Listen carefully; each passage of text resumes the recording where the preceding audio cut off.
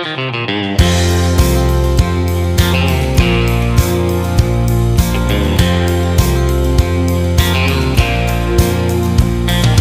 every time I turn around, I see some dude dressed like a clown, baggy pants and a cap on sideways. They don't say ma'am or sir no more. They won't even hold a door for a woman. Well, it's a crying shame.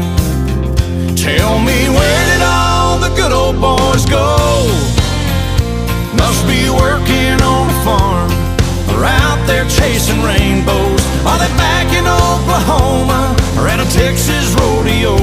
Tell me, where did all the good old boys go?